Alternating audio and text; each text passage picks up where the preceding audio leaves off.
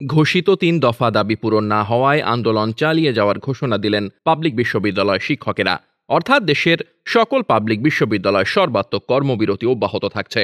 সর্বজনীন পেনশনের প্রত্যয় স্কিম বাতিল সহ ৩ দফা দাবিতে চলমান কর্মবিরতির ১৩ দিনের মাথায় গতকাল আওয়ামী লীগের সাধারণ সম্পাদক ওবায়দুল কাদেরের সঙ্গে বৈঠক হয় শিক্ষক নেতাদের। সে আলোচনা ফলপ্রসূ হয়েছে বলে উল্লেখ করেছিলেন শিক্ষক নেতারা। এ বিষয়ে আজ অনলাইনে ফেডারেশনের বৈঠক ডাকা হয়েছে। সিদ্ধান্তের বিষয়ে জানতে চাইলে বিশ্ববিদ্যালয় শিক্ষক সমিতি ফেডারেশনের সভাপতি এবং শাহজালাল বিজ্ঞান ও প্রযুক্তি বিশ্ববিদ্যালয়ের অধ্যাপক আখতারুল ইসলাম বলেন, গতকাল সরকারের উচ্চ পর্যায়ের সঙ্গে শিক্ষক প্রতিনিধিদের একটি বৈঠক হয়েছে, আপনারা জানেন।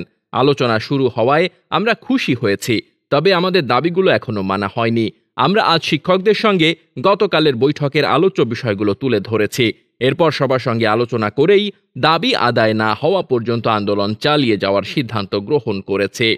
তবে সরকার দ্রুত শিক্ষকদের দাবি মেনে নেবেন বলেও তিনি প্রত্যাশা ব্যক্ত করেন। অন্যান্য দিনের মতো আজও বৈঠক শেষে বিশ্ববিদ্যালয়ের কলা ভবনের মূল ফটকে অবস্থান নিয়েছিলেন শিক্ষকেরা।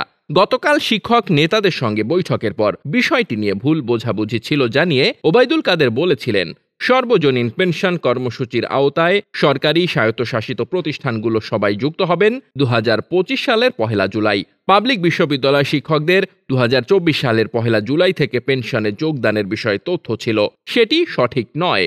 তাদের ৩টি দাবির মধ্যে এটাও একটি দাবি। সবার মতো তারাও ২০২৫ সালের ১ জুলাইয়ে যোগ দেবেন, এটা নিশ্চিত করা হয়েছে।